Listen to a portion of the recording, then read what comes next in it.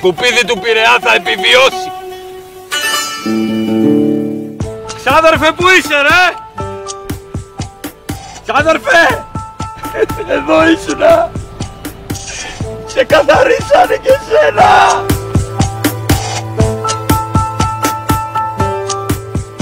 Δεν πάει άλλο δηλαδή.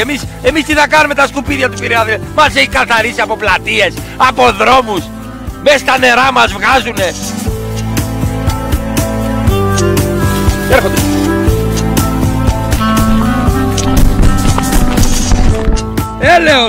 Έλεος τόσα χρόνια. Ήμασταν μια χαρά. Και ήρθε αυτός ο άνθρωπος ο Ρέπας και μας έχει καθαρίσει. Έχει καθαρίσει τον Πειραιά όλο. Ποιος είναι αυτός ο κύριος?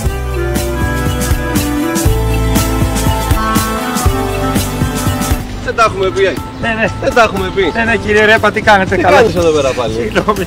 Γιατί κλαις? Μήπως πήγε κανένα σκουπιδάκι στο μάτι σου?